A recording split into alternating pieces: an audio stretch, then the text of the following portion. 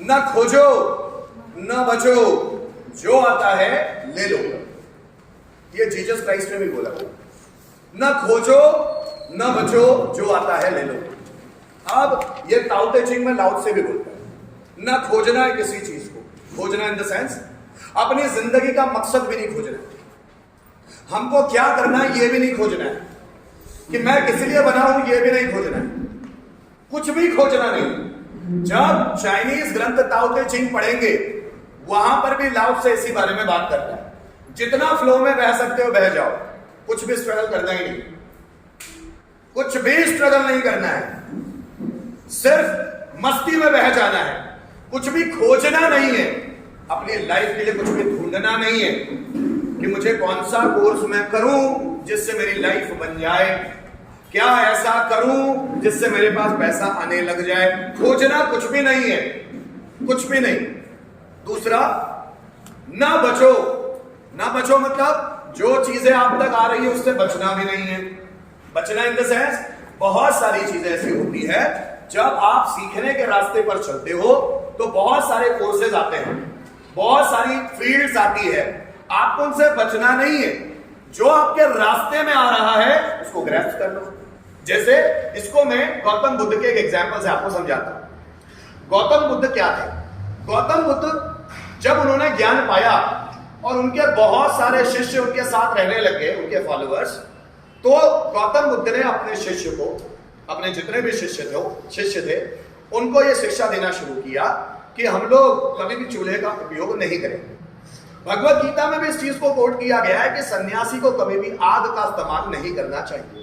जो सन्यासी, और सन्यासी इन द सेंस सन्यासी वो व्यक्ति जो ईश्वर की मर्जी के बिना कुछ भी नहीं करता, वो अपने मन से कुछ भी खुशता नहीं है, किसी भी चीज से बचता नहीं, ईश्वर की मर्जी के बिना वो कुछ भी नहीं करता, वो सन्यासी।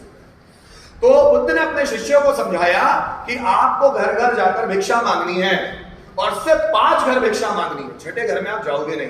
भले ये 5 घर में भिक्षा मांगने से आपको एक रोटी ना मिलती हो, लेकिन 5 घर के सिवा छठवां घर जाना नहीं है, सिर्फ 5 घर।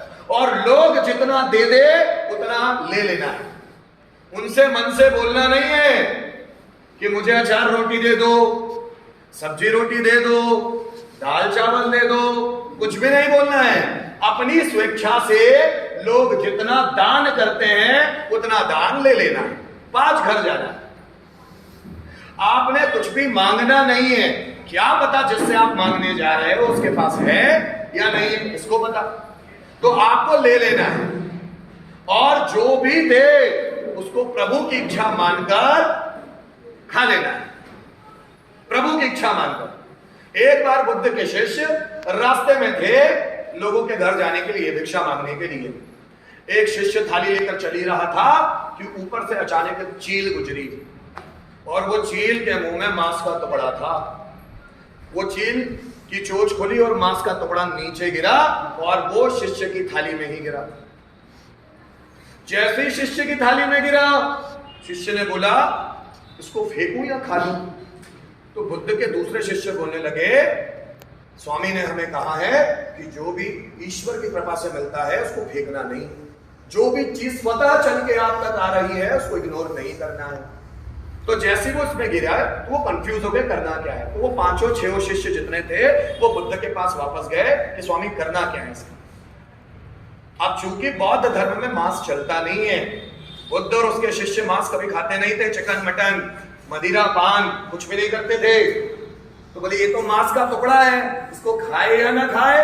बुद्ध ने बोला खा लो, प्रभु इच्छा, हमें मना नहीं करना चाहिए। इस थॉट में भी वही है, जो आता है ले लो, मना नहीं करना है, क्योंकि वो ईश्वर की इच्छा है। आपकी लाइफ में अगर कोई समस्या आ रही है, that is the desire of your God, because your God wants to make you perfect, your God wants to make you strengthful, आपको पावरफुल बनाना चाहता है। आपकी लाइफ में जो भी आता है उसे इग्नोर मत करो। आप समझना मेरी बात, जो कुछ आ रहा है वो कुछ नहीं उद्देश्य से आ रहा है, हमारे मन से उसको हमारे पास बचा के नहीं रखना है, या हमारे मन से इग्नोर नहीं कर देना है। जो होता है यहाँ प्रभु की इच्छा से कि जो आपको मिले खा लो, जो आपकी लाइफ में सिचुएशन आ जाए उसको उसके साथ रहो। सुख आता है, सुख में आ जाओ, दुख आता है तो दुख को भी सहो, सब प्रभु इच्छा। भगवत गीता के 17वें अध्याय में प्रवृत्ति और निवृत्ति के बारे में बात की गई है। प्रवृत्ति और निवृत्ति, जो भी आपके मन में थॉट आए उसको आने दो, उसको इग्नोर मत करो। निवृत्ति, जो भी निकल जाना चाहता है उसे निकल जाने दो। जैसे आपका खाने का मन किया तो खा लो, पीने का मन किया पी लो, 1 नंबर जाने का मन किया चले जाओ, खाली कर दो, 2 नंबर जाने का मन किया खाली कर दो। मतलब आपको अपनी खुद की इच्छा कुछ भी नहीं करनी है, जो हो रहा है होने दो, न खोजो न बचो, जो आता है ले लो। यही इसका मतलब है कि आपको फ्लो में रहना है। आपके मन में कोई थॉट आता है तो वो थॉट को देखना है, ना कि उस थॉट से चिपक जाना है। दुख आता है आने दो, लेकिन उस दुख में खुद इन्वॉल्व नहीं हो जाना। दुख में जब व्यक्ति इन्वॉल्व होता है तो वो दुखी बन जाता है। जब व्यक्ति सुख में, अपने मन में आए हुए सुख में इन्वॉल्व होता है तो वो सुखी हो जाता है। बुद्ध और कृष्ण बोलते हैं ना दुख में इन्वॉल्व होना है ना सुख में इन्वॉल्व होना है, समत्व में रहना है, संभाव में रहना है।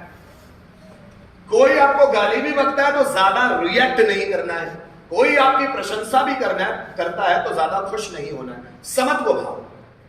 कोई आपकी बदनामी भी करता है तो दुखी नहीं होना है, क्योंकि आपकी कोई बदनामी कर ही नहीं सकता, क्योंकि वो आपको जानता ही नहीं है पूरा। आप समझ रहे हो मेरी बात को? तो कृष्ण भी भगवत गीता में 17वें अध्याय में प्रवृत्ति और निवृत्ति के बारे में बात कर रहे हैं। जो आ रहा है ले लो, जो जा रहा है उसको जाने दो। आपकी लाइफ में भी कोई एंटर हुआ होने दो, कोई मर गया मर दो, ऐसे ही होना चाहिए, जिंदगी ऐसी होगी। आप भी कभी जाओगे, उसके लिए दुखी होने की जरूरत नहीं है। जब व्यक्ति के मन में बहुत विचार आते हैं और जब वो विचारों से स्टिक हो जाता है, चिपक जाता है, तभी वो सुख दुख में आए।